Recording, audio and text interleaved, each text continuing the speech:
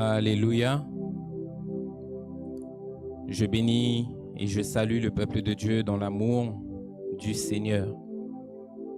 C'est vraiment une opportunité qui nous est donnée encore en ce matin de pouvoir nous retrouver dans la sainte présence du Roi des Rois.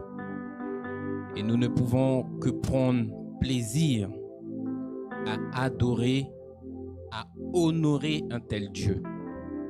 N'oublions pas que c'est lui qui nous a engendrés. Si tu es ici ce matin, c'est parce qu'il l'a voulu. Et nous savons également que toi et moi, nous avons été créés pour la gloire de Dieu. C'est pour cela, bien-aimés, qu'en toute chose, nous devons apprendre à regarder à lui et à personne d'autre.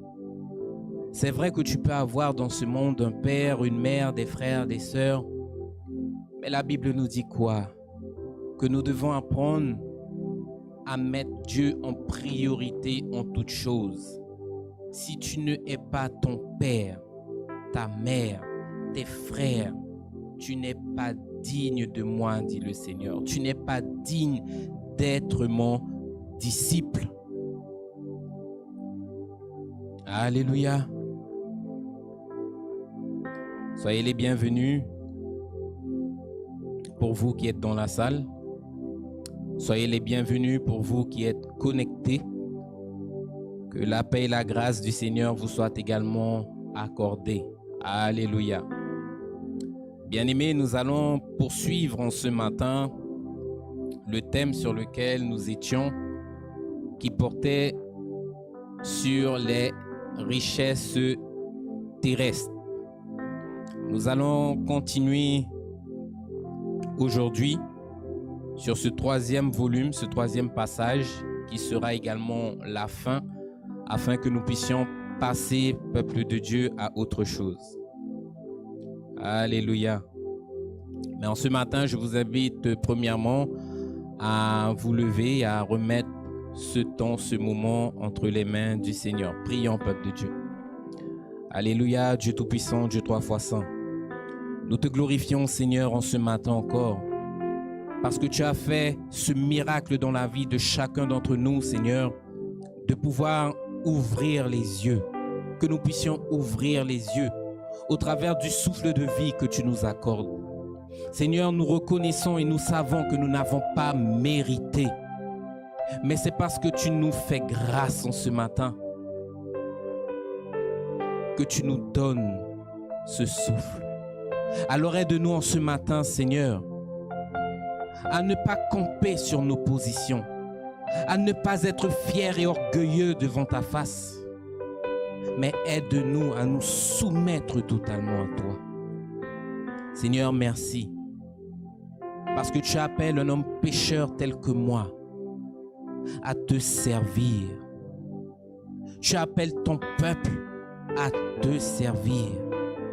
Tu nous appelles à te suivre, Seigneur. Alors, Père, aie pitié de notre condition. Aie pitié de nos péchés, Seigneur. Aie pitié, Père éternel, parce que nous reconnaissons que nous sommes des hommes et des femmes pécheurs. Nous reconnaissons, Seigneur, que nous sommes pleins de failles devant ta face. Nous reconnaissons, Seigneur, mon Dieu Père, que nous avons blessé ton cœur, que nous avons attristé ton Esprit Saint. Et c'est pour cela que nous te demandons pitié, parce que nous ne sommes pas dignes. Nous ne sommes pas dignes de toi, Seigneur. En ce matin, par le sang de Jésus, lave-nous. Purifie-nous, Seigneur. Et aide-nous à rentrer dans ta présence. Que nos cœurs puissent se connecter à toi en ce matin. Et que nous puissions, à tes pieds, Seigneur, déposer nos soucis et nos fardeaux. Parce que nous savons que tu feras. Soutiens-nous en ce matin et guide-nous par ta parole dans le nom de Jésus. Amen. Alléluia. Vous pouvez vous asseoir, peuple de Dieu. Dans toute l'histoire de la Bible, Le Seigneur ne cache pas son intention de voir les hommes qui ont chuté revenir à lui. Dans toute l'histoire de la Bible, le Seigneur ne cache pas ses intentions de te voir, toi et moi, demain matin, régner avec lui. Le Seigneur t'appelle à la vie éternelle. Est-ce que ça t'intéresse de rentrer dans la vie éternelle? Alléluia. Nous allons voir ces choses en ce matin au travers des richesses.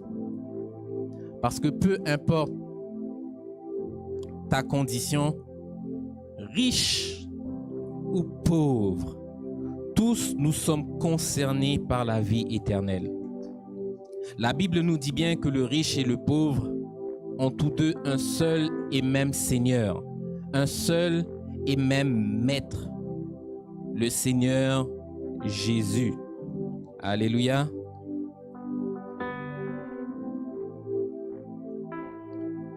Nous commençons tout juste et j'invite le peuple à prendre ce premier passage dans le livre, pardonnez-moi, de Matthieu 19 à partir du verset 16. Alléluia. Matthieu 19 à partir du verset 16. Nous sommes ici, peuple de Dieu, dans un passage qui concerne un homme riche. N'oubliez pas, le thème que nous abordons ce matin, c'est la continuité du message sur les richesses terrestres. Alléluia. Matthieu 19, à partir du verset 16, il est écrit: « Et voici un homme s'approcha et dit à Jésus, « Maître, que dois-je faire de bon pour avoir la vie éternelle ?» Il lui répondit, « Pourquoi m'interroges-tu sur ce qui est bon? Seul Dieu est bon. Si tu veux entrer dans la vie, observe les commandements. » Lesquels, lui dit-il. Et Jésus répondit, « Tu ne tueras point, tu ne commettras point d'adultère, tu ne déroberas point, tu ne diras point de faux témoignages. Honore ton père et ta mère, et tu aimeras ton prochain comme toi-même. » Le jeune homme lui dit, « Seigneur, j'ai observé toutes ces choses. Que me manque-t-il encore ?» Jésus lui dit, « Si tu veux être parfait, va, vends tout ce que tu possèdes, donne-le aux pauvres et tu auras un trésor dans le ciel.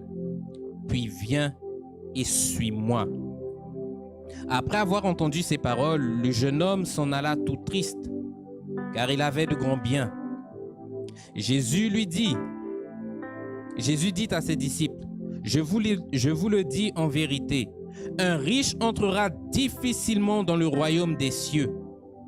Je vous dis encore qu'il est plus facile à un chameau de passer par le trou d'une aiguille qu'à un riche d'entrer dans le royaume de Dieu. Alléluia. Ce passage-là, bien-aimé, nous apprend énormément de choses. Alléluia. Nous voyons ici que bien que cet homme soit riche, il est intéressé par la vie éternelle. Donc il s'approche du Seigneur Jésus et il s'enquiert de la chose. Il recherche les informations et le Seigneur lui-même lui répond. Le Seigneur lui-même lui donne le cheminement pour pouvoir arriver à la vie éternelle. Va, vends ce que tu possèdes et avec tout ce que tu as en possession, donne-le en aumône aux pauvres. Aide ton prochain. Utilise les choses de cette terre pour pouvoir t'amasser un trésor dans le ciel. Ça, c'est un secret, c'est puissant. Avec les choses périssables de cette terre, tu t'acquiers un trésor dans le ciel. Et le Seigneur dit quoi à cette personne-là? Il lui fait comprendre quoi? Que peu importe l'investissement, tout le travail que tu auras mis tout au long de ta vie, alléluia, à amasser toutes sortes de richesses, à construire ta vie pour que tu puisses être bien financièrement. Le Seigneur t'appelle à te déconnecter de tout cela en ce matin. Alléluia. Il nous donne les richesses, il nous bénit par toutes sortes de présents. Donc n'oubliez pas, bien-aimé, la richesse, ce n'est pas uniquement de l'argent, ce n'est pas uniquement l'or. La richesse, ça peut être ton enfant. Parce qu'il faut savoir qu'une femme à l'époque qui n'avait pas d'enfant, c'était une honte. C'était une honte pour les femmes stériles de l'époque de ne pas pouvoir enfanter. Et aujourd'hui, les hommes que nous sommes, nous pouvons focaliser toute notre attention sur nos enfants. Il y a même des expressions qui existent. Vivre pour l'autre. Moi, je vis pour mes enfants. Ma seule motivation, c'est mes enfants. Alléluia. Et le Seigneur ne veut pas que ton enfant passe en premier lieu. Le Seigneur ne veut pas que la richesse passe en premier lieu. Donc, ça peut être ta maison, ça peut être ta voiture, ça peut être tes enfants, ça peut être ta maman, peu importe. Le Seigneur t'appelle à te déconnecter de toutes ces choses afin que tu puisses être libre. Libre pourquoi? Pour pouvoir le suivre et pour pouvoir le servir. Et là, nous voyons directement dans ce passage l'appel du Seigneur à ce jeune homme. Viens et suis-moi, lui dit Jésus. La Bible nous dit quoi?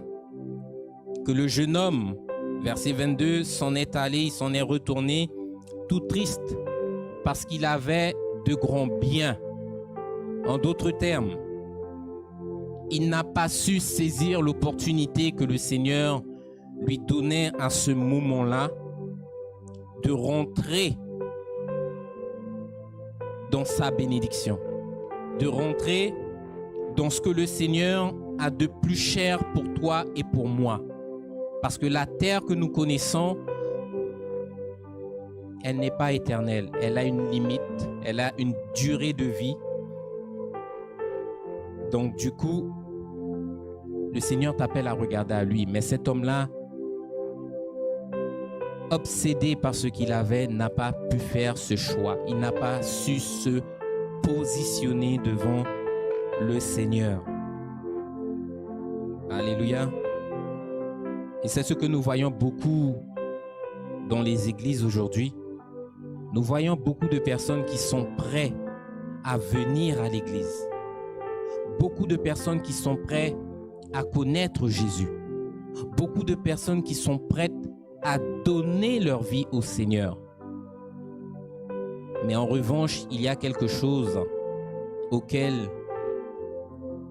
nous devons prêter attention, c'est que ces personnes-là ne sont pas prêtes totalement à abandonner ce qu'elles ont dans le monde. Je veux venir au Seigneur, je veux rentrer dans le royaume, je veux gagner la vie éternelle, mais Seigneur, je vais faire ces choses en étant accroché au monde. Nous voyons ces choses même ici, des personnes qui viennent sur la base d'un désir. Alléluia. Ils veulent se marier l'un et l'autre.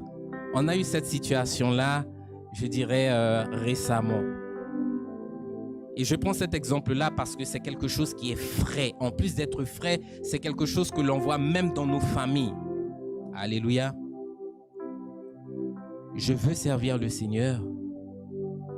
Mais là où le Seigneur me demande la séparation, je ne suis pas prêt à faire ça.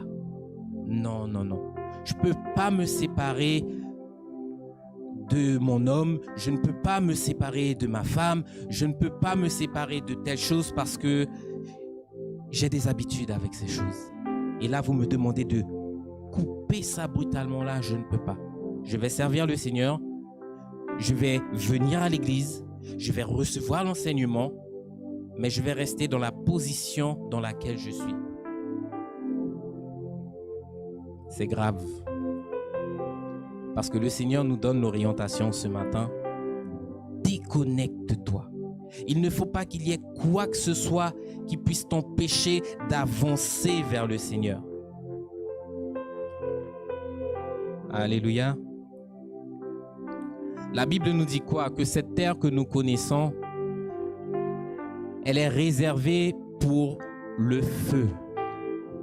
En d'autres termes, la terre que nous connaissons sera détruite et elle passera par le feu. Vous voyez aujourd'hui l'effet de cette parole-là qui se fait déjà ressentir lorsque vous voyez dans les nations, les différents pays du monde, des incendies qui prennent place. Lorsque vous avez des volcans qui rentrent en éruption, les dégâts que cela est en train de causer à la terre tout entière. Vous avez des kilomètres d'hectares qui sont ravagés, qui sont brûlés par le feu. Et ce n'est peut-être qu'un mois, plusieurs semaines après, que l'homme arrive à avoir le dessus sur ces incendies-là qui, par moments, reprennent et font encore plus de dégâts. Et le Seigneur te dit quoi? Que si cette ville-là, si cette terre est vouée à passer par le feu, tout ce que tu auras amassé durant ta vie passera également par le feu. Parce que les richesses que tu auras acquis, bien-aimé, tout au long de ta vie, ne te suivront pas dans le royaume des cieux. Les richesses que tu as acquis tout au long de ta vie ici sur terre ne te suivront pas non plus lorsque tu iras en enfer. Nous avons vu la dernière fois que à partir du moment que tu meurs, que tu rends le souffle de vie, ta vie s'arrête. C'est un chapitre de ta vie qui s'arrête pour pouvoir donner place à un autre chapitre. L'éternité. En enfer ou dans le paradis. Et l'homme riche, dans l'histoire de Lazare et l'homme riche, nous voyons que cet homme, il est tourmenté dans les flammes. Il n'est pas dans l'opulence, il n'est pas dans la prospérité comme il vivait sur terre auparavant, avant d'ouvrir ses yeux en enfer. C'est pour cela, bien-aimé, qu'il est primordial que toi et moi, nous puissions nous positionner, que nous puissions faire un choix radical, mettre le Seigneur en avant et en premier lieu en toutes choses. Alléluia. Et lorsque nous lisons le verset 24, il est écrit « Je vous le dis encore, il est plus facile à un chameau de passer par le trou d'une aiguille qu'à un riche d'entrer dans le royaume de Dieu. » Vous savez, la Bible regorge de passages qui parlent des richesses.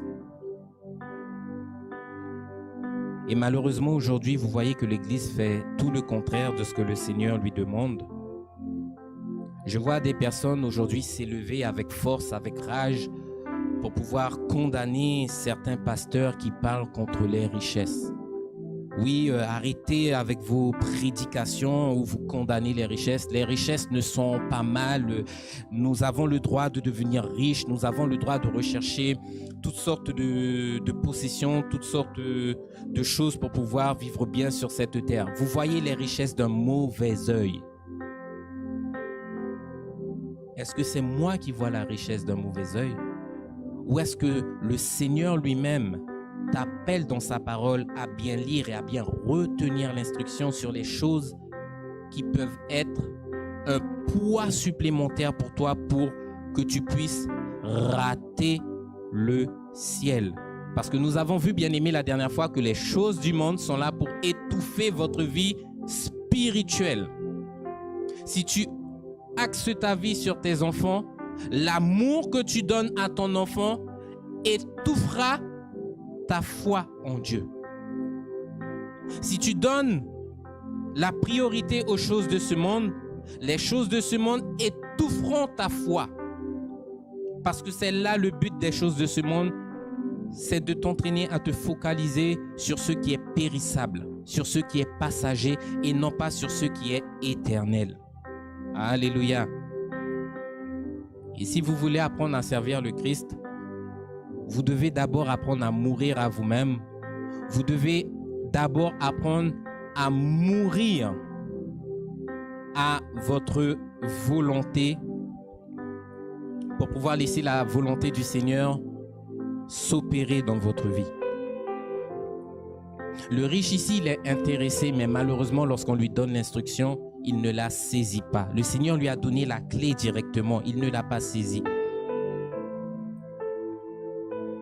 Qu'est-ce qui t'attache au jour d'aujourd'hui et qui t'empêche d'avancer vers le Seigneur? Détecte ces choses afin de pouvoir reconsidérer toutes tes voies. Nous devons avoir nos regards fixés sur les promesses du Seigneur. Parce que j'aimerais te dire une chose, lorsque tu arriveras en haut, ce qui te sera donné, bien-aimé, ne périra pas. Mais nous allons voir tout cela par la suite. Alléluia. J'invite le peuple rapidement dans le livre de 1 Jean.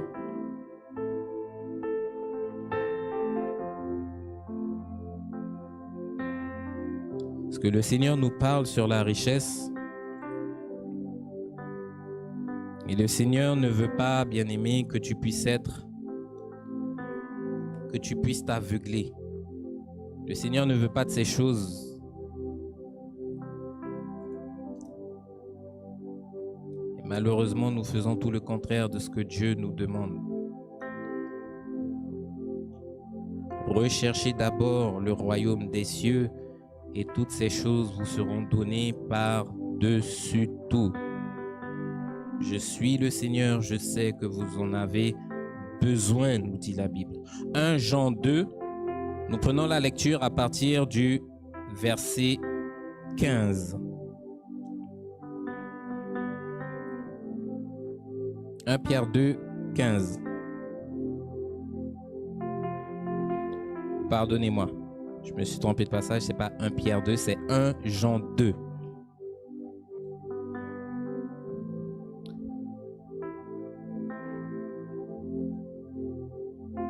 « 1 Jean 2, 15. »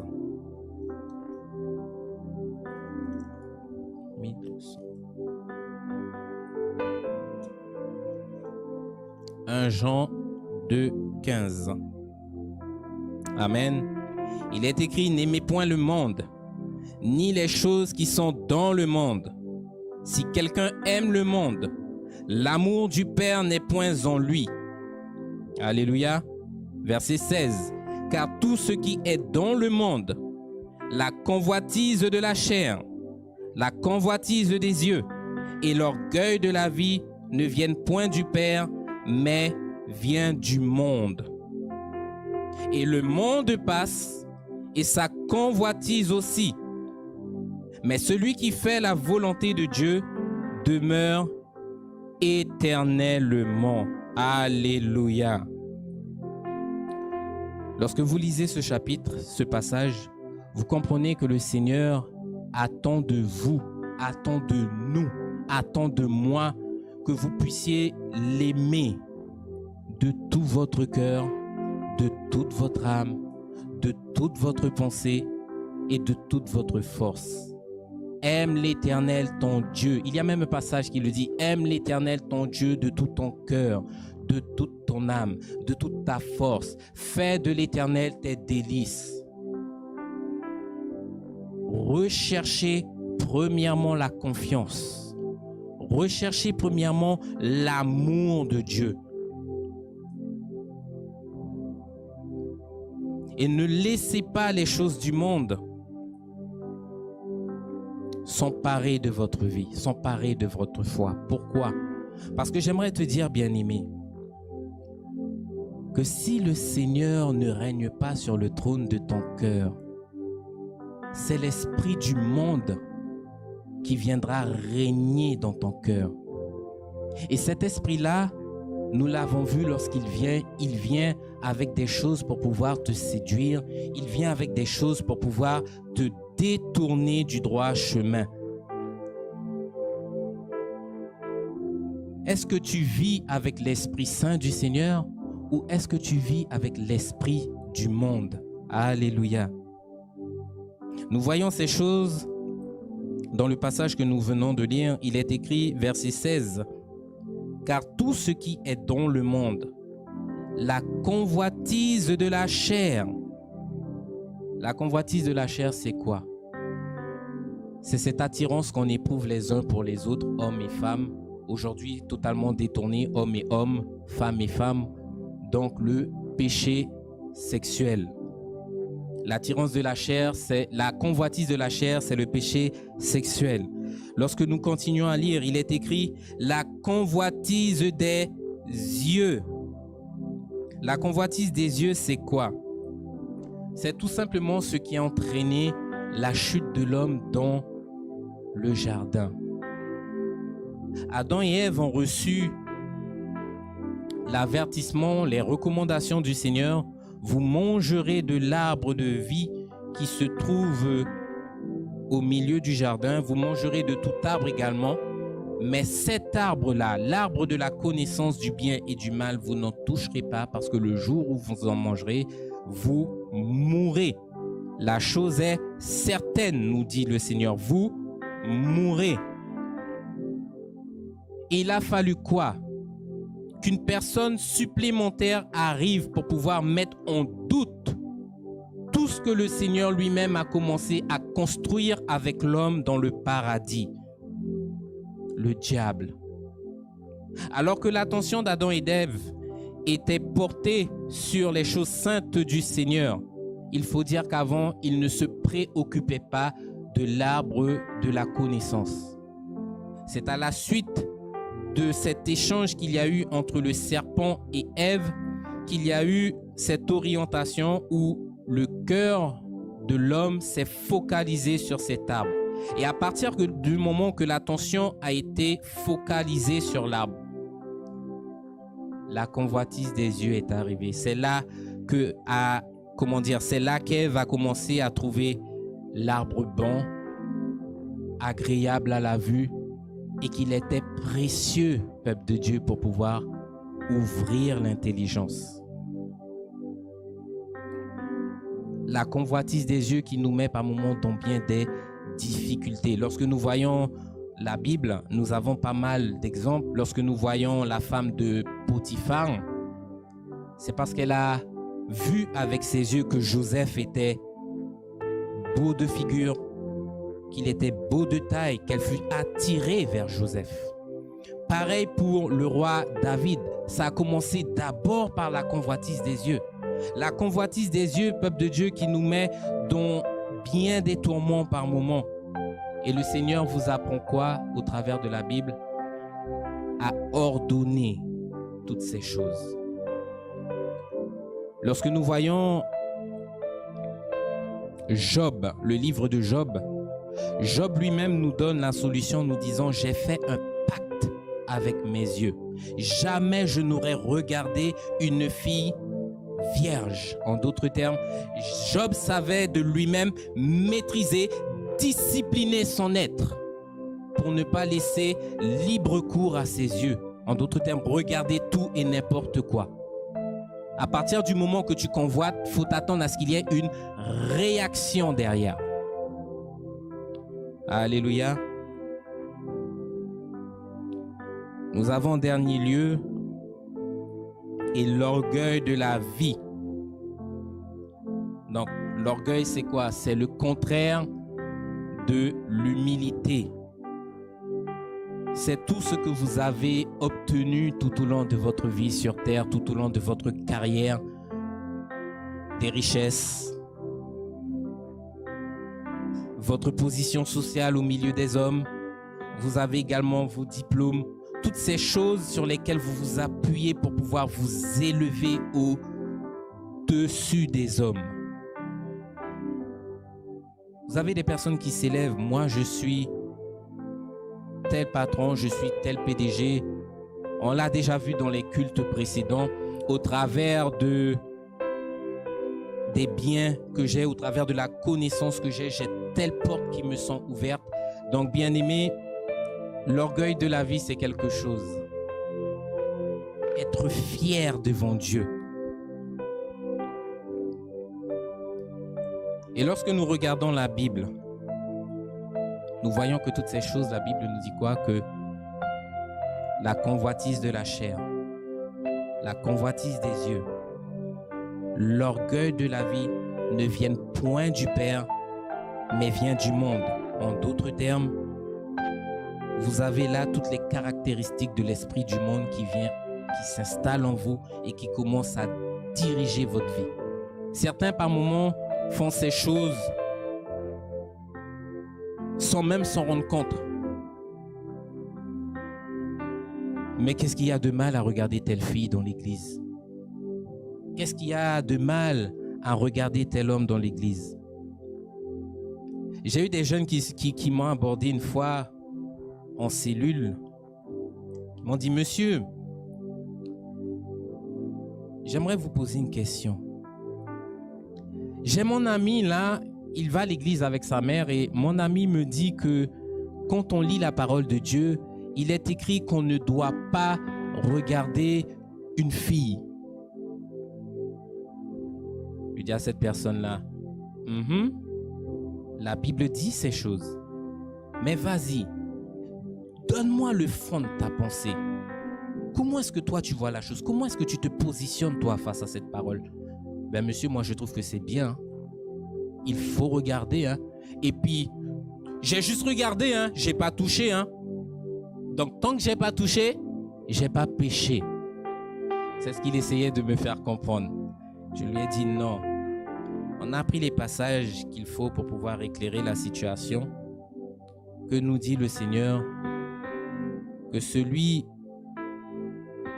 qui au travers de ses yeux convoite une femme a déjà commis. Vous devez être capable par moment d'éclairer les personnes. Et il m'a dit, mais monsieur, je ne comprends pas, c'est juste regarder. Et le Seigneur condamne ces choses parce que lorsque tu regardes, ça suscite un désir. Ça suscite.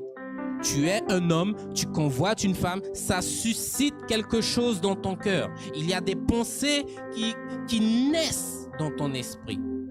C'est pour ça que vous voyez certaines personnes qui commencent à prendre cet élan pour pouvoir aller vers cet homme, aller vers cette femme et entreprendre quelque chose. C'est né comment? D'un regard. Je t'ai regardé, tu m'as plu et parce que tu me plais, il faut entreprendre quelque chose. Et toutes ces choses viennent du monde. Ça ne vient pas de Dieu. C'est pour cela que le chrétien doit apprendre à vivre de façon déconnectée, de façon à ce que sa vie puisse plaire au Seigneur. Tu dois apprendre à te brider, tu dois apprendre à te cadrer.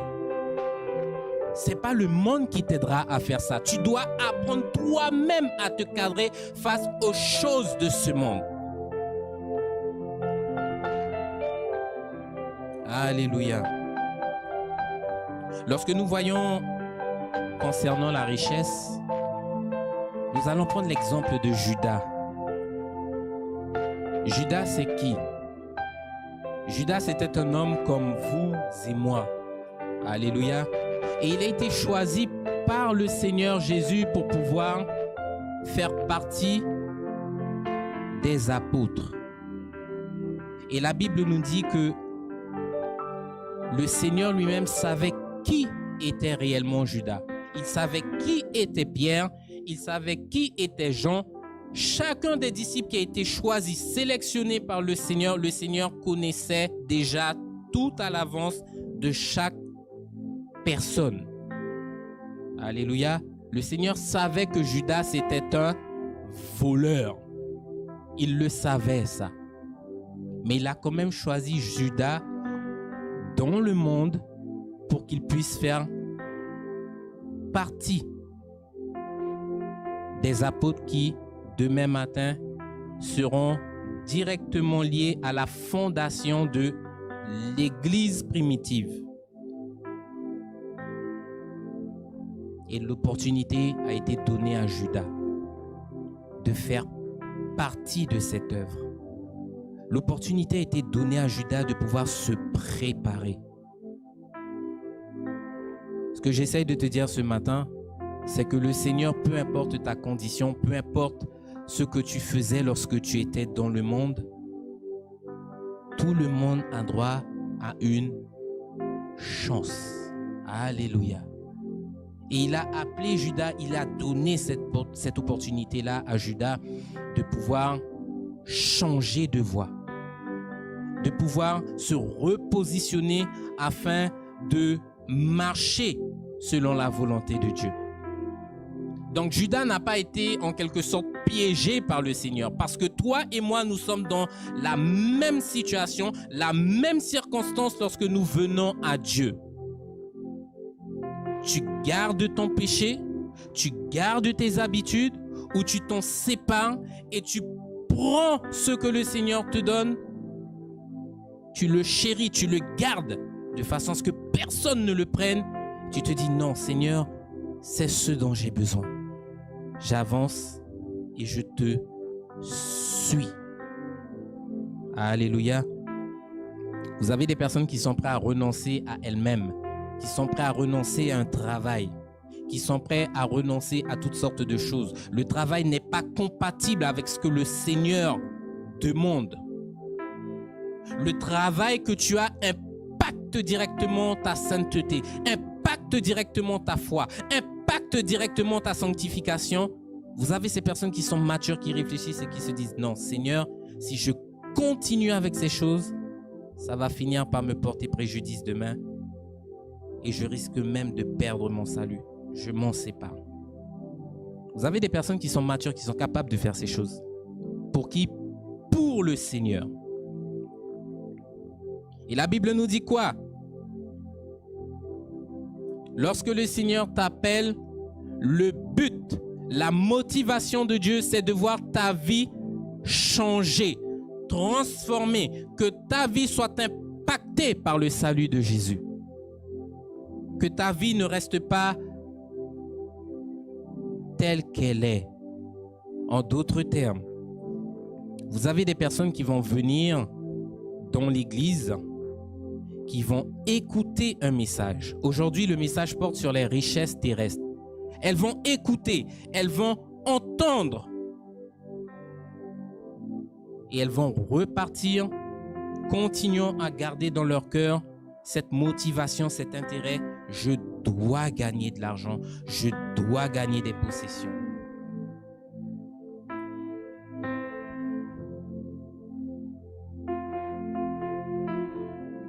Judas, il a côtoyé le Seigneur pendant de longues années. Il a vu les miracles que le Seigneur Jésus a accomplis. La résurrection des morts. La résurrection de Lazare lui-même. Il a vu la multiplication des pains. Il a marché directement avec le Créateur, Jésus-Christ. Et en plus de voir les miracles, en plus de marcher avec Jésus, chose primordiale pour ton éternité, il était assis à côté du Seigneur, recevant les instructions, recevant la parole de Dieu. Donc, au même titre que les 11 autres, Judas a bénéficié des mêmes privilèges. Pierre n'a pas eu plus que Judas, Jean n'a pas eu plus que Judas. Ils étaient tous logés à la même enseigne. Et nous voyons qu'à côté du Christ, Judas lui-même continue à marcher selon la conduite qu'il avait dans le monde, à rechercher les choses de cette terre. Mon frère, tu es dans une barque. La barque est sur le point de chavirer. Tu vois une personne à côté de toi qui se lève et qui calme la tempête. Où a-t-on déjà vu un homme faire ça sur cette terre? Ça doit t'interroger à un moment donné. Tu dois te poser une question et te dire non, lui il a quelque chose de spécial.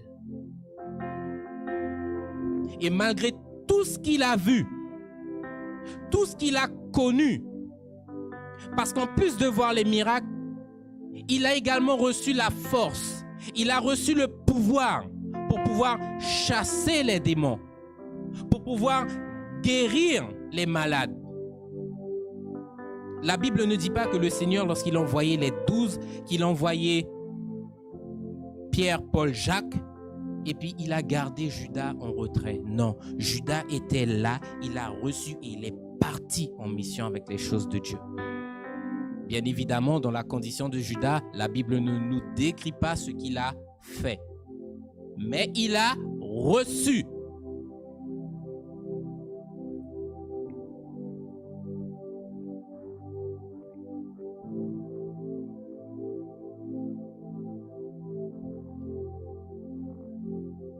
Si proche du Seigneur, si proche.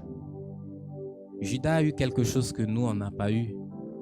Cette proximité de toucher, de voir le Christ. Il était si proche du Seigneur et pourtant, il est passé à côté de tout plein de choses.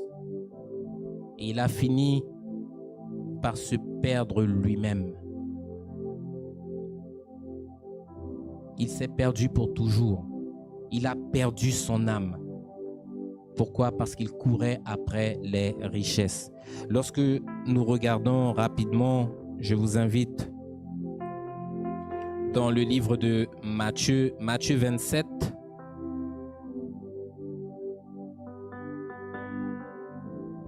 Nous allons voir un passage rapidement qui concerne Judas. Parce que, comme on l'a dit, les richesses de ce monde, si vous n'avez pas la maturité suffisante pour pouvoir les gérer, si vous n'avez pas le recul pour pouvoir mettre Dieu au centre, afin que Dieu puisse vous apprendre à gérer ce qui vous est donné, il y aura un problème. Alléluia.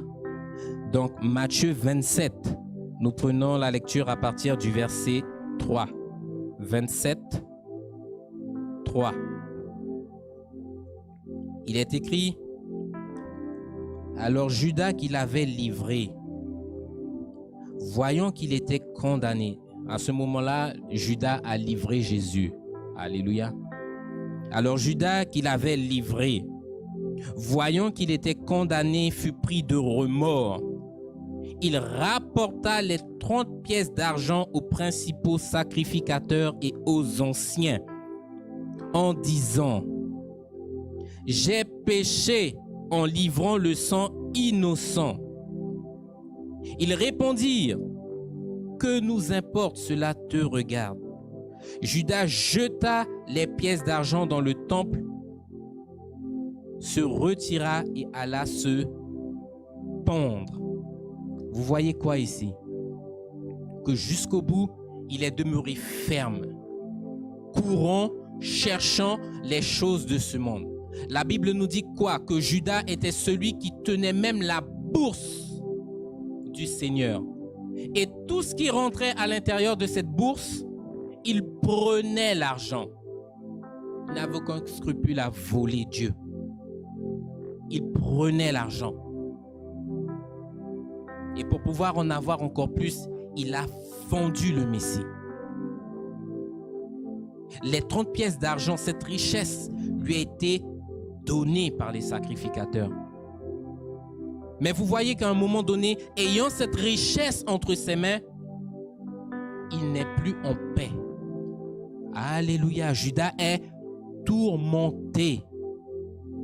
Tourmenté. Il n'avait plus la paix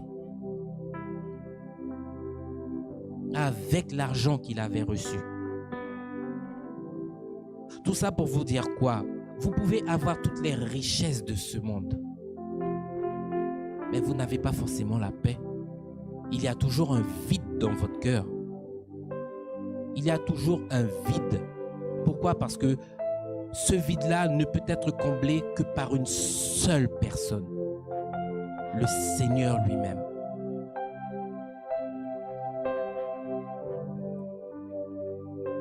Alléluia. Vous avez le même scénario aujourd'hui dans l'église. Je l'ai dit tout à l'heure, vous avez des personnes qui viennent, qui s'assoient au milieu du peuple du Seigneur. Des personnes qui sont là, qui reçoivent l'instruction. Pour certains, ça fait plusieurs années qu'elles sont dans l'église et visuellement, vous voyez l'impact. Lorsqu'une personne se sanctifie, lorsqu'une personne se prépare pour le retour du Seigneur, il y a des signes qui accompagnent la vie de cette personne. Vous le voyez, il y a un changement, il y a une transformation. Et vous voyez certains qui sont dans l'église, ça fait 15 ans que je suis dans l'église et que je connais Jésus, ça fait 15 ans que je suis chrétien. Et puis pour tout te dire, ça fait pas 15 ans, je suis né dans une famille chrétienne. Mes parents étaient eux-mêmes chrétiens, je suis né chrétien. Mais quand vous regardez la vie, vous voyez qu'il y a des signes qui ne trompent pas. Pourquoi? Parce que ça ne va pas. Les signes que nous voyons ne sont pas en adéquation avec ce que la parole dit.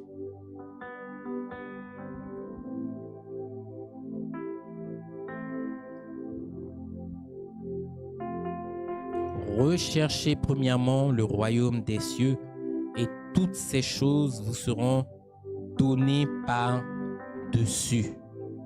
Le Seigneur aujourd'hui regarde l'Église et qu'est-ce qu'il voit? L'Église est en train de se battre pour pouvoir se faire un nom. L'Église est en train de se battre pour pouvoir avoir tout type de richesse. L'Église est en train de se battre pour les choses de cette terre. Nous sommes vraiment honteux devant le Seigneur. Misérables. Parce qu'il te dit non. Il y a quelque chose de bien plus grand qui t'attend en haut. Et on continue à courir derrière la chair. On continue à courir derrière les choses de ce monde. On continue à courir voulant tromper Dieu. Je viens ce dimanche pour adorer le Seigneur, mais le cœur, comme celui de Judas, est totalement éloigné de Dieu.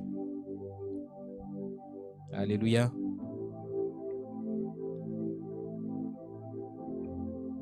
J'invite le peuple dans le livre de 1 Pierre.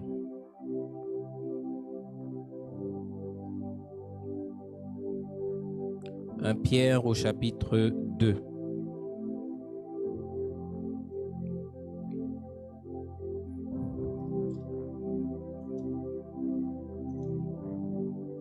Un Pierre au chapitre 2.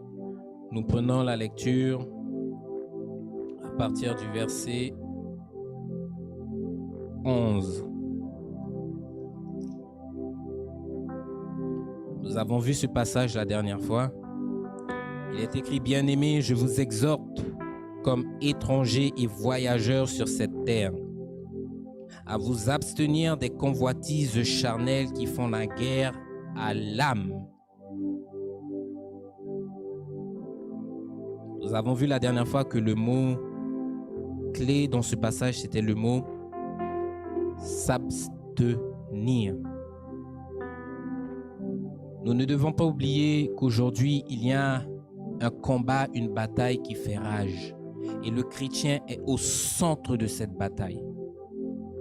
Chaque jour que tu te lèves, toi, enfant de Dieu, tu dois considérer une chose, c'est qu'il y a un ennemi qui te guette. Il y a un ennemi qui t'attend. Et tous les outils qu'il a dans sa possession, il les utilisera pour pouvoir te séduire, pour pouvoir te tromper, pour pouvoir te faire chuter, pour pouvoir éteindre ta lumière. Pour ceux et celles qui pensent que la vie chrétienne, c'est je suis chrétien, je suis sauvé. Non, peuple de Dieu. Il y a une bataille en cours. C'est pour cela que le Seigneur te dit, revêtez-vous des armes de lumière. Si tu portes une armure, c'est pas pour rester assis oisivement à ne rien faire. C'est parce qu'il y a une bataille qui est en cours et à n'importe quel moment, tu peux être la cible. Le Seigneur Jésus lui-même, une fois revêtu de l'autorité de Dieu, revêtu du Saint-Esprit, a été directement conduit par Dieu dans le désert pour être tenté par qui? Par le diable. Le diable l'attendait déjà. Et nous voyons la cascade. La cascade. Les choses s'enchaînent. Une tentation, j'ai pas réussi. 2 tentations, j'ai pas réussi. 3 tentations, j'ai pas réussi. La Bible nous dit quoi? Qu'après la 3e tentation, il s'est arrêté? Non, il s'est pas arrêté. La Bible nous dit qu'il s'est juste éloigné. Il s'est mis en retrait, attendant le bon moment. En d'autres termes, il était là, en train de regarder le Seigneur, attendant que le Seigneur puisse présenter le moindre petit signe de faiblesse, la moindre petite faille pour pouvoir revenir de nouveau. Et c'est souvent lorsque nous sommes accablés, c'est souvent lorsque nous ouvrons la porte que vous voyez le diable arriver avec ses propositions. Je donne un exemple.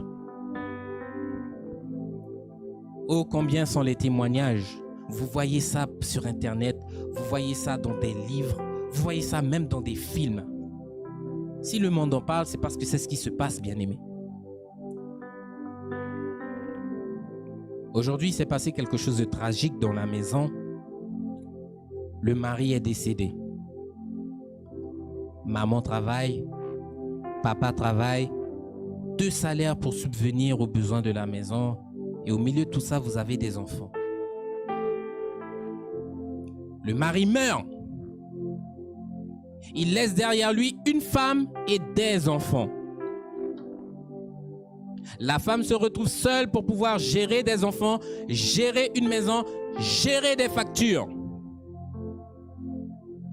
Et elle n'a plus ce qu'il faut parce qu'il y a un salaire qui ne rentre plus. Il y a un salaire qui n'est plus là pour pouvoir soutenir les frais. Cette personne-là va à son travail avec tout cela dans sa tête, tout cela qui pèse sur son cœur. Et puis vous avez subitement une proposition qui arrive. Écoute, je sais que tu es mon employé, mais je vois que tu es quand même une personne qui est digne de confiance, que tu es quelqu'un de fiable, quelqu'un sur qui je peux compter. Ça fait plusieurs années que tu travailles pour moi. Mais aujourd'hui, je vais te dire quelque chose. Ça fait longtemps que j'ai des vues sur toi. Le patron qui commence à draguer son employé.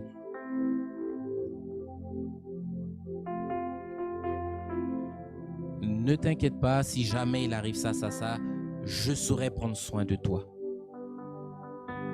Vous voyez la situation qui arrive subtilement, avec une belle proposition à la clé. Si tu acceptes de te vendre, il y a un revenu à la clé qui viendrait, qui me permettra de pouvoir continuer à alimenter et à alimenter et à prendre soin de mes enfants, à prendre soin de ma maison, à payer mes factures. Il est capable d'augmenter mon salaire à la fin du mois. Tu te vends. Vous pensez que la personne qui est venue avec la proposition là, c'est qui? C'est l'homme peut-être? Non, c'est le diable. Parce que le diable a vu la faiblesse. Il l'a vu. Et parce qu'il l'a vu, il l'a anticipé. Et c'est ce que beaucoup ne comprennent pas. À un moment donné, il y a des choses dans ta vie qui se passent. Il y a des gens qui vont venir t'offrir un pot de vin pour que tu puisses mentir.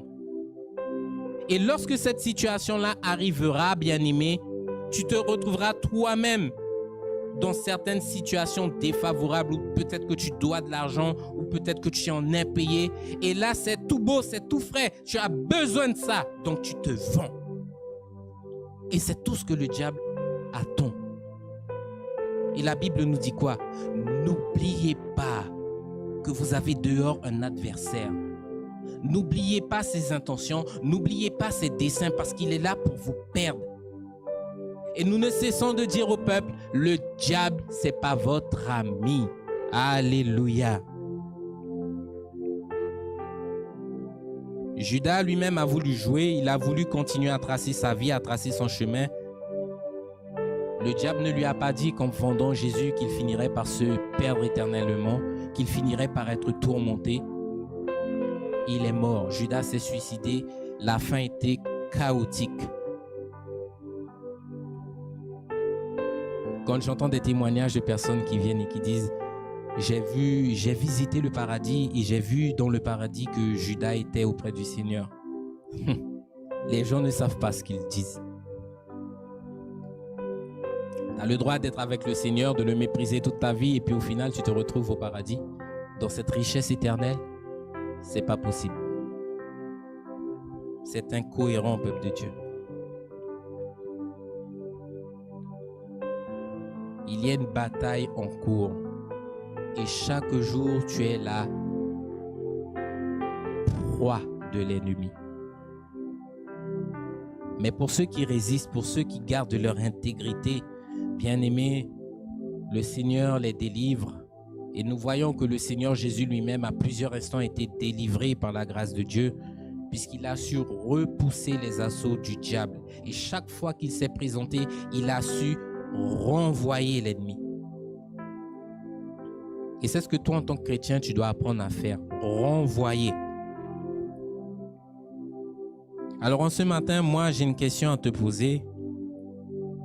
Quelle est la disposition de ton cœur? Est-ce que ton cœur est focalisé sur les choses du monde?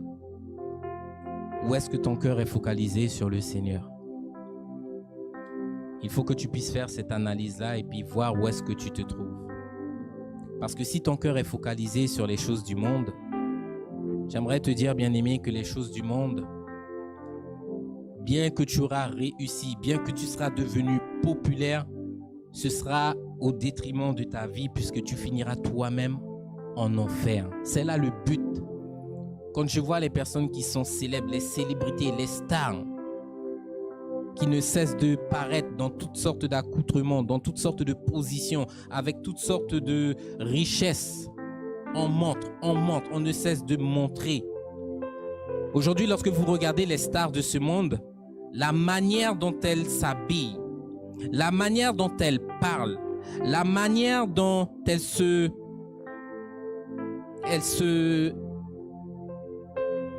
agissent. Vous avez toutes sortes de personnes qui aujourd'hui commencent à rentrer dans un langage, je dirais codé, un langage des signes avec les mains. Ça sort d'où? Ça sort pas du peuple de Dieu, ça. Vous verrez que c'est tout le temps dehors, au niveau des célébrités que ça commence. Pourquoi? Parce qu'elles ont la porte ouverte. Donc le diable peut faire ce qu'il veut là-bas.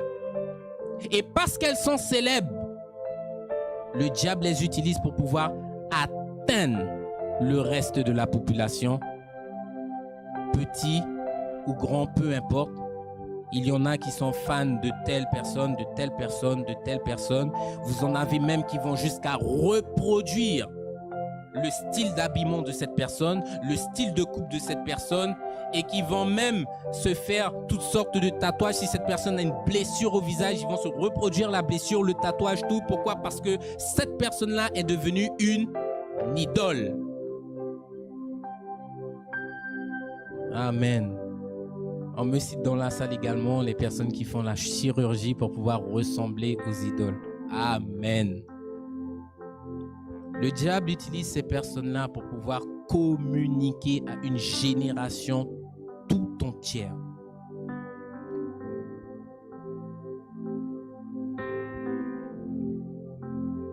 Quelle est la disposition de ton cœur? Dans quelles conditions se trouve ton cœur?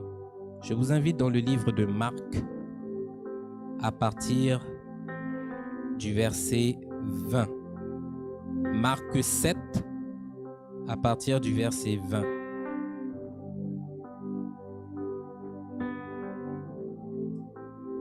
Il est écrit, il dit encore, ce qui sort de l'homme, c'est ce qui souille l'homme.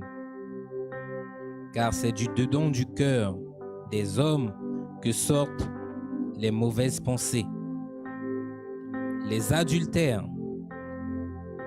les débauches, les meurtres, les vols, les cupidités, les méchancetés, la fraude, le dérèglement, le regard envieux, la calomnie, l'orgueil et la folie. Toutes ces choses mauvaises sortent du dedans et souillent l'homme. Là, dans le passage que nous venons de lire, vous voyez la disposition, la condition d'un cœur qui est habité par les choses du monde.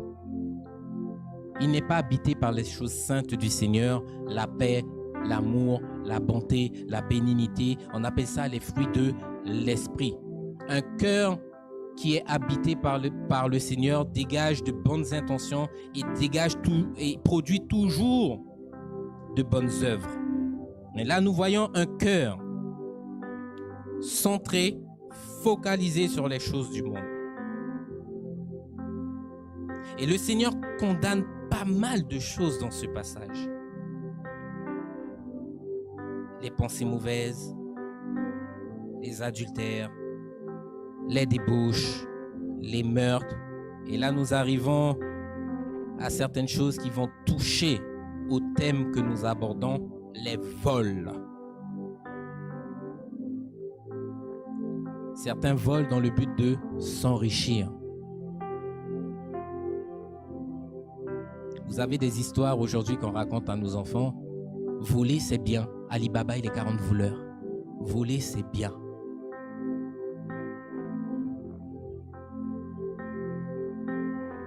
Les vols. Le Seigneur aurait pu dire ici le vol, mais il a dit les vols. C'est au pluriel. Pourquoi? Parce qu'il y a plusieurs façons de voler. Plusieurs façons de voler. Il n'y en a pas qu'une. Donc j'ai pu noter quelques-uns, on ne va pas tout citer, hein, parce qu'il y a énormément de façons de voler. Énormément, peuple de Dieu. Vous avez ce que l'on appelle le vol à l'étalage. Le vol à l'étalage, c'est quoi? C'est lorsque tu rentres dans un commerce, que tu prends quelque chose, que tu passes en caisse et que tu sors du magasin sans même avoir payé. On appelle ça du vol à l'étalage. Tu peux rentrer au chinois, tu as pris un bonbon, tu es parti, tu as volé. Amen. Alléluia. Vous avez le vol à l'arraché. C'est un vol qu'on connaît particulièrement ici dans les rues de Guyane. Le vol à l'arraché, c'est un vol avec violence. Où la personne vient, tu ne t'y attends pas et tu sens une pression sur ton corps au niveau de ton cou, au niveau de ton thorax. La personne a saisi ta chaîne et elle continue de courir sans même que tu t'en rendes compte. Tu es stupéfait lorsque ça arrive. Le temps de prendre conscience de ce qui se passe avec toi là, la personne est déjà loin. Le vol à l'arraché. Donc, tu peux voler une mamie qui marche sur le trottoir, tu peux courir, arracher son sac de ses mains ou encore un bijou. Alléluia. Vous avez également ce que l'on appelle le vol à la portière. J'ai découvert ce que c'est hier. Alors, le vol à la portière, c'est quoi? Tu es dans ta voiture en train de conduire, les fenêtres de ta voiture sont ouvertes et tu as du monde en engin ou juste à côté de ta voiture, peut-être un stop ou pendant que tu es en plein ralentissement, qui survient, qui ouvre la porte de ta voiture, qui saisit ton sac, qui saisit quelque chose soit sur les sièges, soit sur ton tableau de bord, qui referme la porte ou par moment il la laisse ouverte et la personne remonte sur l'engin et elle part. On appelle ça un vol à la portière. Et puis vous avez ceux que l'on connaît tous, hein, les hold-up. On appelle ça des braquages. C'est un vol avec violence commis à l'aide d'une arme. Que ce soit une arme blanche, une arme de poing, c'est commis avec une arme. Dans un service, dans un commerce, comme dehors. Alléluia. Vouloir s'enrichir de façon malhonnête. Les vols. Le Seigneur condamne ça. Ce qui veut dire quoi? Que Judas, pendant qu'il était en train de voler, le Seigneur, il ne le savait pas, mais il était en train de se condamner lui-même. Il pensait qu'on ne le voyait pas, alors que le Seigneur lui-même voyait tout ce qu'il faisait. Le Seigneur savait déjà.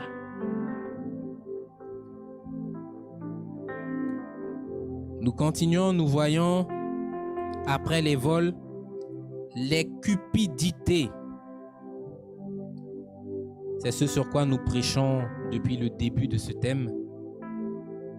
La richesse, le désir excessif d'être dans la recherche d'argent, de vouloir toujours plus et encore plus. L'homme n'est jamais satisfait. Tu as déjà tout ce qu'il faut, tu ne manques de rien, mais tu continues à vouloir t'enrichir par-dessus tout. Et là, la Bible nous dit également les cupidités, parce que, comme je l'ai dit, bien-aimés, vous pouvez vous enrichir de plusieurs façons.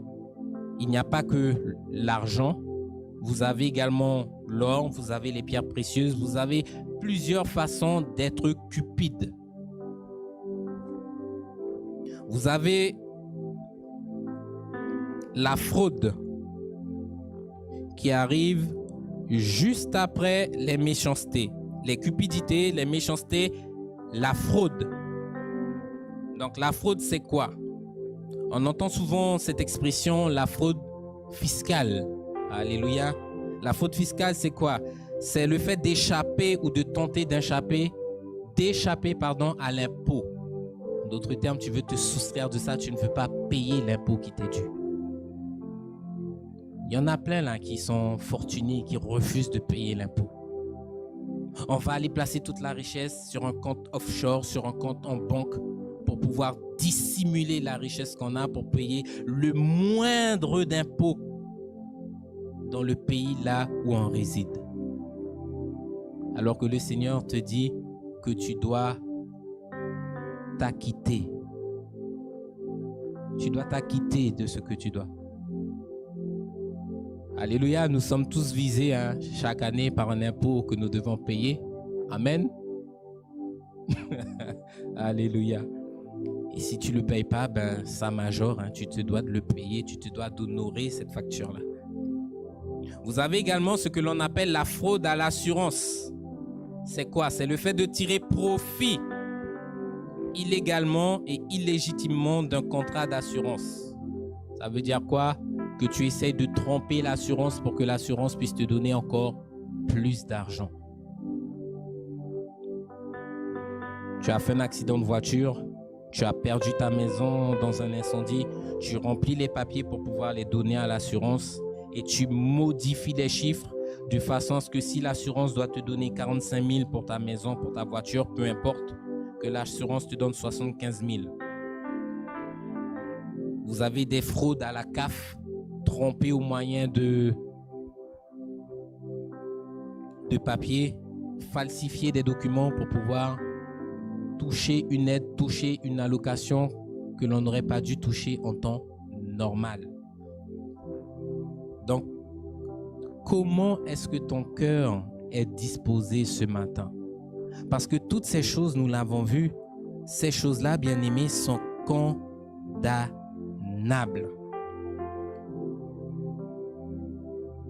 Celui qui vole n'ira pas au paradis. Celui qui fraude n'ira pas au paradis.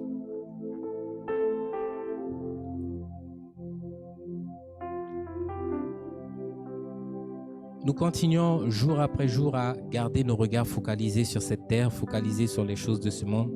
Vous avez toujours toutes sortes de business aujourd'hui qui se créent, où vous avez, comme on l'avait dit dans le tout premier thème que nous avons abordé, la toute première partie, les personnes qui font la mule pour pouvoir, au travers d'un moyen illégal, utiliser leur corps pour passer une substance illicite pour avoir de l'argent facile. Vous avez un business mondial aujourd'hui qui est là, même en Guyane, pour pouvoir gagner de l'argent. Et peu importe ta richesse, il faut savoir qu'à un moment donné, lorsque tu te présenteras devant Dieu, le Seigneur te posera la question suivante. Qu'as-tu fait pendant tout le temps de ta vie ici-bas sur cette terre? Certains viendront avec toutes leurs richesses. Seigneur, j'ai été un homme élevé. Seigneur, j'ai été dans la gloire. Seigneur, j'étais riche. Seigneur, je ne manquais de rien. Le Seigneur te regardera et te dira, quoi? Mais toutes ces choses-là, c'est rien. Qu'as-tu fait pendant tous les jours de ta vie? Parce que je ne vois pas ce que tu as fait là. Le Seigneur t'appelle aujourd'hui au travers de tout ce que tu as. Nous l'avons lu tout à l'heure. À te dépouiller de ces choses pour pouvoir commencer à vivre pour un intérêt nouveau. Utilise ces choses pour pouvoir gagner le ciel. Donc ça ne veut pas dire que je dis au peuple utiliser l'argent sale pour pouvoir gagner le ciel. C'est pas ce que le pasteur dit. Attention, peuple de Dieu. Je vois déjà qu'on rigole dans l'assistance. C'est pas ce que le pasteur a dit. Ne prends pas l'argent de ton trafic pour pouvoir essayer de toucher le cœur du Seigneur, puisque tu es déjà sur une base qui n'est pas bonne. Rectifie ta voie et ensuite montre au Seigneur comment tu es capable de lui plaire. Alléluia. Nous prenons rapidement le livre de Marc au chapitre 8. Nous y sommes déjà, nous étions au chapitre 7, nous montons au chapitre 8. Marc 8, 36. Il est écrit, « Et que sert-il un homme de gagner tout le monde s'il perd son âme ?» Nous allons prendre ce passage dans une autre version qui nous dit, donc, Marc 8,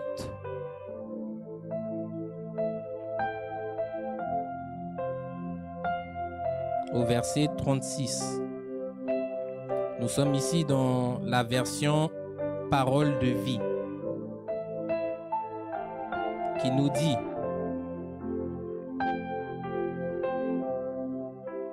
Marc 8, 36. En effet, celui qui veut sauver sa vie la perdra, mais celui qui perdra, pardonnez-moi, on descend plus bas, un verset plus bas. Si une personne gagne toutes les richesses du monde, mais elle perd sa vie, à quoi cela lui sert-il? Tu as gagné tout le monde, tu as gagné tout l'or du monde, tu as gagné tout ce que ton âme pouvait espérer et la Bible te dit, à quoi cela te sert-il? Deuxième passage, Luc 12.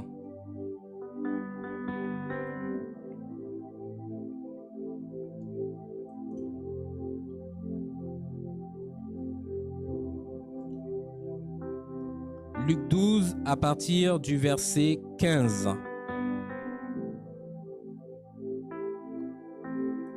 Puis il leur dit, « Gardez-vous avec soin de toute avarice, car la vie d'un homme ne dépend pas de ses biens. Serait-il dans l'abondance ?» Nous allons prendre le passage de Luc 12.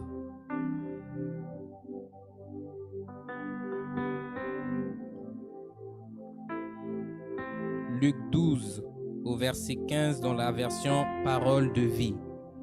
Il est écrit,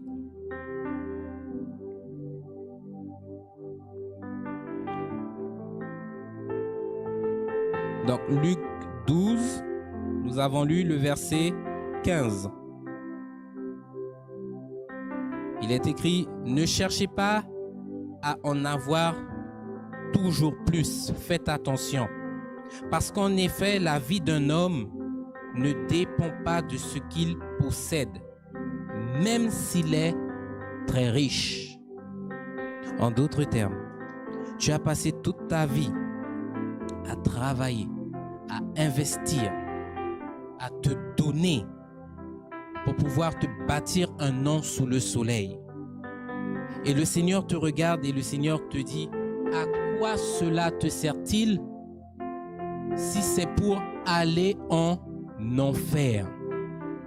Vous comprenez par là quoi?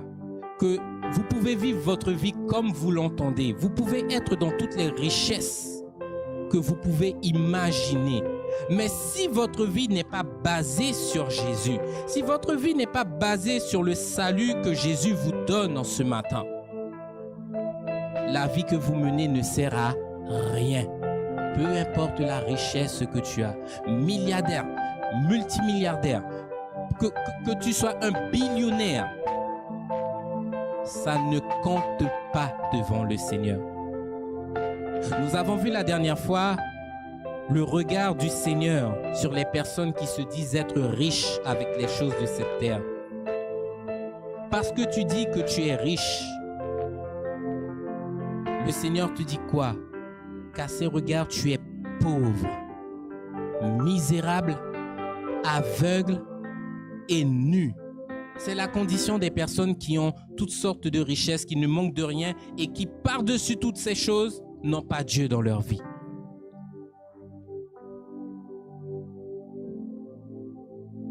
Centre ta vie sur le Seigneur. Les gens, par moments, ils pensent que nous sommes là en tant que prédicateurs, en tant que serviteurs, pour pouvoir les empêcher de vivre. C'est pas ça, hein. On n'est pas là pour vous empêcher de vivre, c'est pas ça. On est juste là pour pouvoir vous interpeller sur ce qui se trouve devant.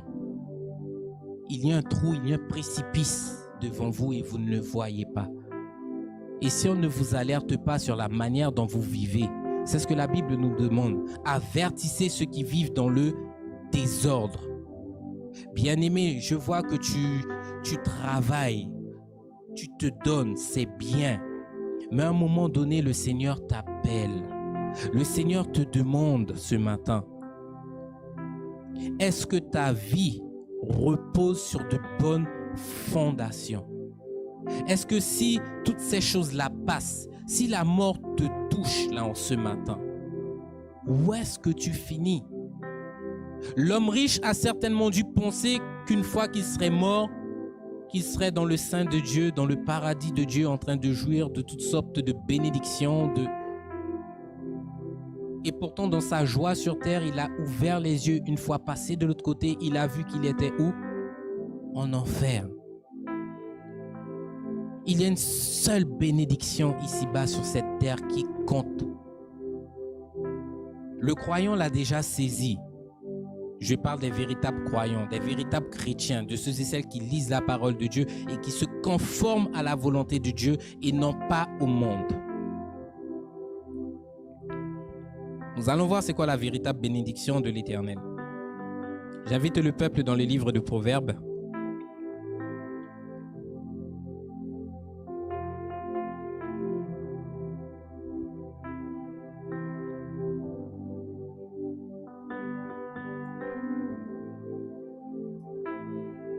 Parce que combien tu peux être béni ici-bas sur cette terre, bien-aimé, cette bénédiction-là, elle est passagère. Et le Seigneur veut que tu puisses rechercher une bénédiction qui est éternelle. Pas quelque chose de passager. Proverbe 10. Nous allons prendre la lecture à partir du verset 22. Il est écrit, c'est la bénédiction de l'Éternel qui enrichit et il ne la fait suivre d'aucun chagrin. Alléluia. Nous avons vu la dernière fois que la vie d'un homme peut basculer à tout moment. Tu peux gratter un ticket de millionnaire et obtenir le jackpot et à peine l'argent est arrivé sur ton compte en banque, tu fais un AVC, tu as une crise cardiaque, tu passes de l'autre côté. Amen. C'est quelque chose qui peut arriver. Tu as mis toute ta vie à construire ta maison. Aujourd'hui, tu vois tes petits-enfants arriver après toi. Mais avant de partir, une catastrophe naturelle vient et détruit tout ce que tu as mis des années à construire, de sorte que tu n'as plus rien à donner à tes petits-enfants. La vie de l'homme est incertaine ici-bas sur cette terre. Et la Bible te dit que c'est la bénédiction de l'Éternel qui enrichit. En d'autres termes, lorsque tu auras semé pour l'éternité, Lorsque le Seigneur te donnera la vie éternelle, lorsque le Seigneur te donnera ce corps glorieux, lorsque le Seigneur te donnera le royaume, bien-aimé, il n'y a personne qui pourra venir retirer ces choses de tes mains. Tu travailles aujourd'hui pour avoir un salaire. De ce salaire-là, tu t'achètes des choses. Lorsque tu pars te coucher, tu te rends compte que le lendemain matin, ta maison a été forcée, qu'on a volé ce que tu t'es acquis à force de travail, à force de sueur. Il n'y a rien qui sera volé à toi là-haut. Tes biens seront bien gérés, ils seront bien gardés. Tout ce que tu acquiers là-haut pour l'instant, c'est entre les mains du Seigneur. Et arrivera le moment où il te dira, bon et fidèle serviteur, bonne et fidèle servante, voici ta récompense. Et une fois qu'il te la donnera, mon frère, ma sœur, le diable lui-même ne pourra rien faire pour pouvoir te l'enlever. Même le diable n'aura pas le pouvoir, il n'aura pas la puissance, il n'aura pas l'autorité pour pouvoir venir enlever ces choses de ta main. Pas possible. Et comme je l'ai dit les fois précédentes, en haut dans le royaume, nous pourrons dire que vous êtes des gens riches. Nous pourrons dire que vous êtes des gens prospères. Vous avez tout type de personnes, tout type d'exemples qui nous sont donnés dans la Bible de personnes qui à un moment donné ont voulu rechercher la richesse. Vous avez le prophète Balaam, vous avez Lot et sa femme, vous avez Géasi. Mais vous voyez que la richesse, bien-aimé, entraîne l'homme dans bien des tourments. En tant que juste, la richesse peut même t'emmener à te corrompre, à passer de l'autre côté. C'est ce que le prophète Balaam a voulu faire. Il recevait les choses de Dieu, mais parce qu'un roi lui a proposé, son cœur s'est détourné de la volonté de Dieu, au point même qu'il a voulu aller maudire le peuple de Dieu qui sortait de l'Égypte. Il a eu une triste fin, alors que la Bible nous dit quoi lorsque vous lisez le livre, le chapitre qui concerne Balaam? Le Seigneur venait voir Balaam. Le Seigneur parlait avec Balaam. Il parlait avec Dieu. Il avait cette intimité avec Dieu, mais malgré ça, il a quand même été séduit par les choses de ce monde pour pouvoir aller quoi? À l'encontre de la volonté du Seigneur. Et c'est pour cela qu'en ce matin, bien-aimés, je vous invite à vous mettre debout. Le message est le suivant. Recherchez ce qui est éternel. Recherchez ce qui dure.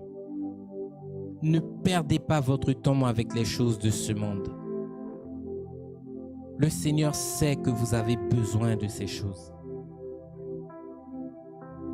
Nous allons clôturer avec ce thème pour pouvoir démarrer un autre sur les richesses célestes. Et nous allons voir, bien-aimés, que ce qui nous attend en haut est bien plus grand que ce qui nous attend ici-bas, est bien plus grand que ce que nous avons ici sur cette terre. C'est pour cela qu'il est primordial, bien-aimé, que tu puisses donner ta vie à Jésus. Il est primordial que tu puisses être sensible à la volonté du Seigneur. Il est primordial que tu puisses vivre en accord avec la parole de Dieu. Parce que l'effort que tu fournis sur cette terre, il n'est pas vain. Chaque effort que tu auras produit sera récompensé en haut. Lorsque tu t'abstiens, oh combien ce n'est pas facile de s'abstenir. Alléluia. Mais le Seigneur voit l'effort que tu fais et te dit non, je vais récompenser ça en haut. Nous ne voyons pas maintenant la richesse, hein? Alléluia. Mais je peux vous garantir qu'elle est certaine en haut. Elle est là, elle nous attend. Soyons violents, peuple de Dieu. Allons chercher ce qui nous attend en haut. Le Seigneur premièrement. Alléluia. Je vous invite, bien-aimés, à faire cette prière avec moi pour ceux qui veulent recevoir le Seigneur. Nous allons clôturer au nom de Jésus. Amen. Éternel Dieu Tout-Puissant, Dieu 3 fois saint, je te bénis Seigneur en ce matin. Je reconnais que j'étais sur une mauvaise voie. Je reconnais Seigneur que mon cœur était focalisé sur les choses de ce monde. Je reconnais Seigneur que je vivais pour les choses de ce monde.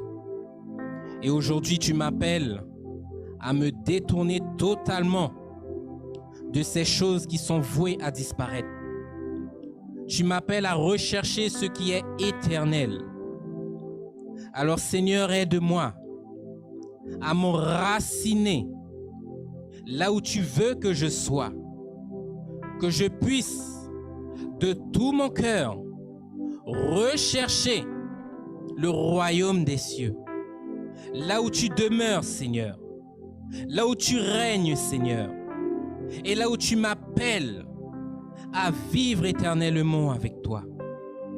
Seigneur, pardonne-moi dans le nom de Jésus, que tu puisses prendre l'espace de tout mon cœur et que tu puisses purifier mon cœur, Seigneur, par ton sang, ton glorieux sang qui a autorité sur le péché.